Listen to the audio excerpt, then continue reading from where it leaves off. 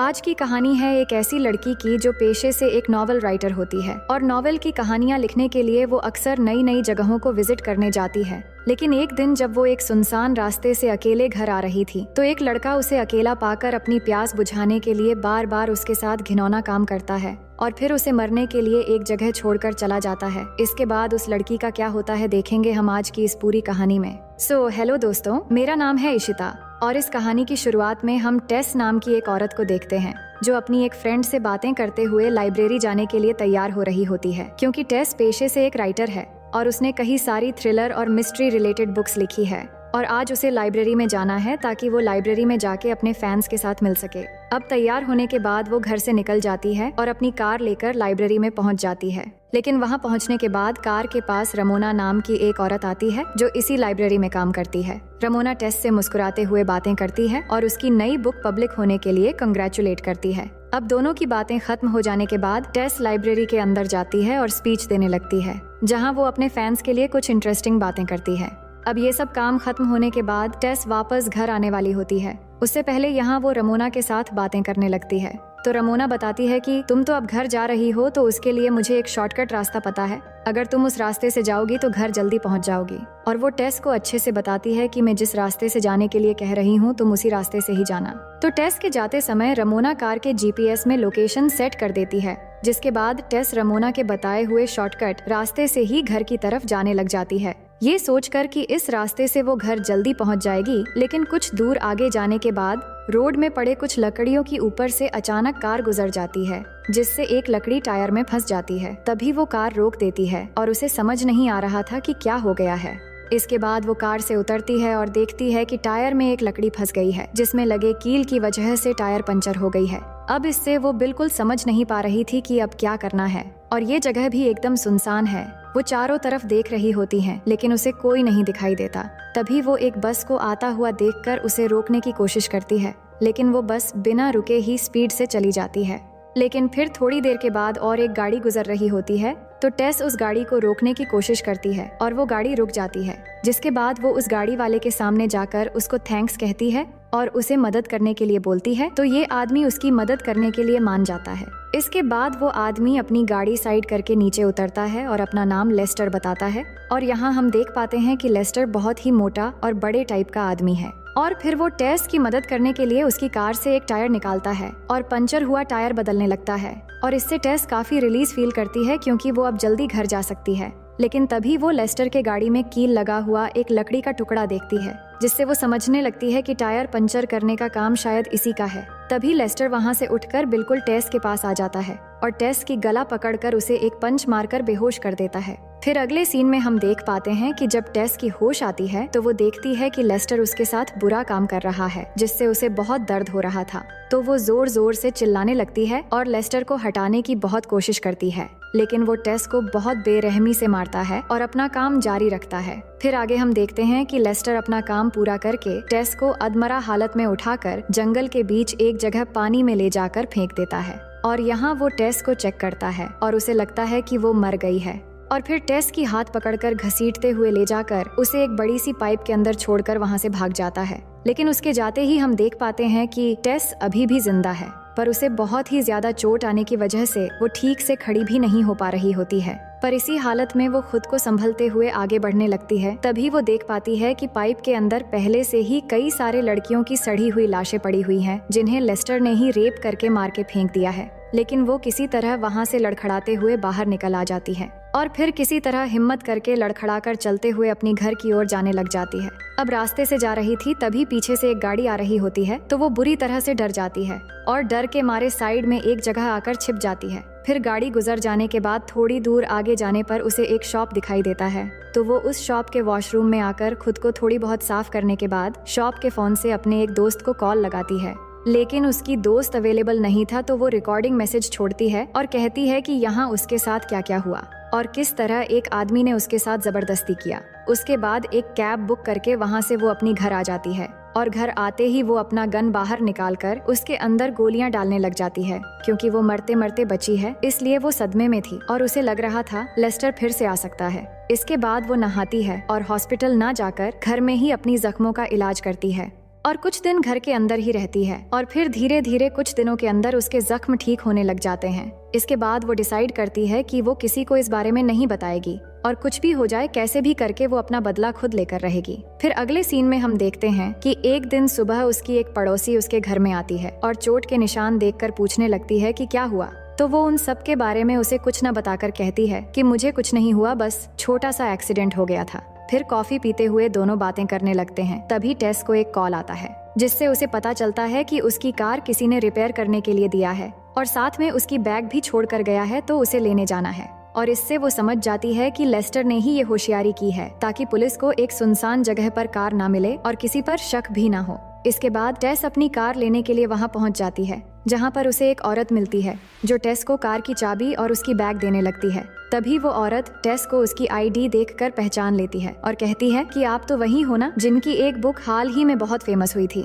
मेरी ग्रैंडमदर को आपके लिखे बुक्स बहुत अच्छे लगते हैं। साथ ही वो टेस के फेस पर चोट के बारे में भी पूछती है। तो टेस कहती है कि ये कुछ नहीं, बस छोटा सा एक्सीडेंट हो गया था।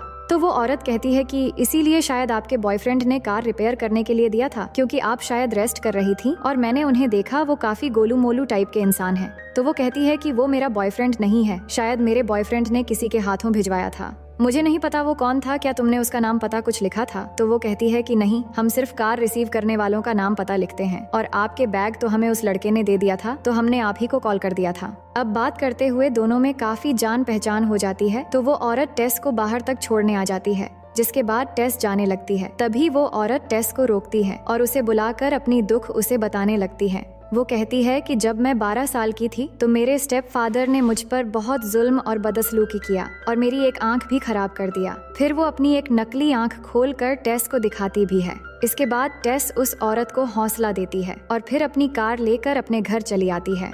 अब घर आने के बाद वो रमोना के बारे में गूगल पर रिसर्च करने लगती है, क्योंकि उस दिन रमोना बार बार उसे शॉर्टकट रास्ते से ही घर जाने के लिए बोल रही थी। और कुछ समय रिसर्च करने के बाद उसे रमोना के बारे में और पता चलता है कि उसके 2 बेटे हैं और दोनों ड्राइवर हैं। जिसके बाद वो खुद से बातें करते हुए सोचने लगती है कि उस दिन रमोना जानबूझकर बार बार उसे शॉर्टकट रास्ते से ही घर जाने के लिए बोल रही थी और उसने उसे शॉर्टकट रास्ते की लोकेशन भी सेट करके दिया था। इसका मतलब रमोना मुझे उस शॉर्टकट रास्ते में भेजकर अपने ड्राइवर बेटे लेस्टर को मेरी फोटो भेज दिया होगा, ताकि एक सुनसान जगह पर जाने के बाद लेस्टर मुझे आसानी से मार दे। अब 99% रमोना की प्लानिंग उसे समझ में तो आ गई थी, लेकिन पूरी तरह कंफर्म होने के लिए वो रमोना के घर जाने का सोचती है। और फिर रात होने के बाद टेस अपना गन निकालकर चुपके से अपने घर से निकलकर कार तक आती है, ताकि उसके जाते वक्त उसके कोई पड़ोसी भी उसे ना देखें। और फिर अपनी कार लेकर रमोना को मारने के लिए उसके घर तक पहुंच जाती है। और जैसे ही रमोना दरवाजा खोलती है तो वो रमोना के ऊपर पिस्तौल तान देती है और ये देखकर रमोना डर जाती है। रमोना चिल्ला के बोल रही होती है कि तुम गन लेकर यहाँ क्यों आई हो, मैंने तो कुछ नहीं किया। लेकिन टेस नहीं मानती और कहती है कि तुम और तुम्हारे बेटे ने मिलकर मुझे जान से मार देने का प्लान बनाया और इतना घिनौना काम किया मेरे साथ। ये कहकर वो गोली चलाने वाली होती है। तभी रमोना एक फ्लावर पॉट से टेस को मार के गन उठा लेती है और उस पर तान देती है। और इसके बाद वो कहती है कि हाँ, मैंने ही तुम्हें मारने का प्लान बनाया था और अपने बेटे को मैंने ही कहा था कि बीच रास्ते पर वो तुम्हें रेप करके खत्म कर दे, क्योंकि तुम्हारे कामयाबी पर मुझे जलन हो रही थी। ये कहकर वो गोली चलाने वाली होती है। तभी टेस एक झटके से उसके हाथ से गन फेंक देती है और एक चाकू लेकर रमोना पर अटैक कर देती है, जिससे रमोना इंजर्ड हो जाती और टेस गन उठाकर रमोना को शूट कर देती है। अब रमोना को मारने के बाद टेस उसी के घर के बाथरूम में जाकर अपने आप को साफ करती है और फिर वहाँ से निकलने लगती है। तभी वो देखती है कि रमोना के घर में उसके 2 बेटों की तस्वीर लगी हुई है, जिसमें वो लेस्टर के छोटे भाई को भी देखती है। अब सीन चेंज होती है और हम टेस को एक पेट्रोल पंप के पास देखते हैं। तभी वो लेस्टर को उसके ट्रक से उतरते हुए देखती है और उसके हाथ पर पट्टी लगा हुआ होता है। उसके बाद वो लेस्टर का पीछा करने लग जाती है और लेस्टर के पहुंचने से पहले वो अपनी कार से उसके ठिकाने पर पहुंच जाती है और गन लेकर बिल्कुल तैयार रहती है। और थोड़ी देर में एक ट्रक लेकर कोई आ रहा होता है, तो टेस को लग रहा होता है कि ये लेस्टर ही होगा। जिसके बाद वो आदमी जैसे ही ट्रक से उतरता है तो टेस सीधे जाकर उस पर गोली चला देती है। जिसके बाद टेस देखती है कि ये तो लेस्टर नहीं बल्कि उसका छोटा भाई है। ये देखकर वो रोने लग जाती है और उसे लगने लगता है कि मैंने जल्दबाजी में आकर एक इनोसेंट आदमी को मार दिया है, भले ही वो लेस्टर का भाई क्यों ना हो। फिर आगे हम देख पाते हैं कि टेस वहाँ पास के एक घर में जाती है, जहाँ जाने के बाद वो लाइट जलाती है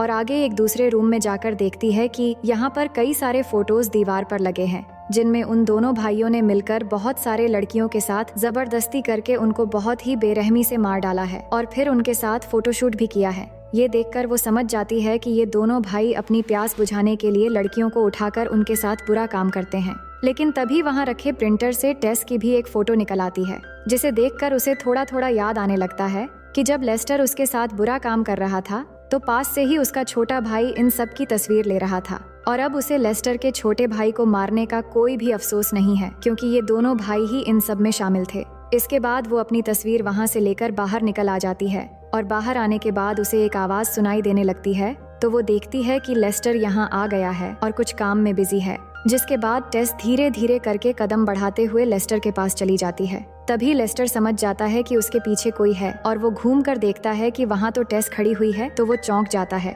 और कहता है कि मैंने तो तुम्हें मार दिया था, फिर तुम जिंदा कैसे हो गई? तभी टेस उसके जांघ पे गोली मार देती है, पर लेस्टर खड़ा हो जाता है और गुस्सा होकर टेस की तरफ आने लगता है। तभी वो फिर उसके पेट पर गोली मारती है, लेकिन इस बार भी उसे ज्यादा कुछ नहीं होता और वो फिर से खड़ा हो जाता है। फिर टेस और एक बार गोली चलाती, लेकिन गन की गोली खत्म हो जाती है और वो आगे बढ़ने लगता है, तो टेस डर के मारे भागने लगती है, लेकिन लेस्टर उसे मारने के लिए बाहर निकल पाता। तभी वो लेस्टर के सर पर कील लगा हुआ एक लकड़ी से मार देती है, जिससे लेस्टर दर्द के मारे चिल्लाने लग जाता है और दर्द से चिल्लाते हुए कील वाला लकड़ी सर से निकलता है और इसी समय टेस अपने गन में फिर से गोली लोड कर देती है, जो देखकर लेस्टर डर के मारे जान बचाकर ट्रक के अंदर बैठकर भागने की कोशिश करता है, लेकिन 2 गोली लगने पर वो बहुत कमजोर हो गया था, इसलिए वो नीचे गिर जाता है। तो टेस गन उस पर तान देती है और इस बार वो उसके पेन ड्राइव पर गोली मार देती है और लेस्टर दर्द से जूझता हुआ आखिरकार उसकी एक दर्दनाक मौत हो जाती है और इसी तरह टेस की बदला पूरा हो जाती है। इसके बाद वो यहाँ से उसी जगह पर जाती है जहाँ पर लेस्टर ने उसके साथ बुरा काम की थी और वहाँ जाने के बाद उसे अपना एक आईडी वहाँ पड़ा मिलता है, तो वो अपना आईडी लेकर फिर से वापस अपनी घर आ जाती है। घर आने के बाद वो डिसाइड करती है कि उसके साथ हुए इस इंसिडेंट के बारे में वो किसी को कभी भी नहीं बताएगी और जितने भी लड़कियों को लेस्टर और उसके भाई ने मार दिया था उनकी इन्फॉर्मेशन उनके घर वालों तक पहुंचा देती है और फिर अपने साथ हुए जुल्म का सारा एविडेंस मिटाकर उस फोटो को भी जला देती है जो लेस्टर के भाई ने उस समय खींचा था। और इसी तरह अपना बदला पूरा करने के बाद वो लाइफ में फिर से मूव ऑन करती है और इसी के साथ ये कहानी यहीं पर खत्म हो जाती है। तो दोस्तों, मैं उम्मीद करती हूँ कि ये कहानी आपको बेहद पसंद आई होगी और अगर आप मेरे चैनल में नए हैं तो वीडियो को लाइक करके चैनल को सब्सक्राइब कर लीजिए।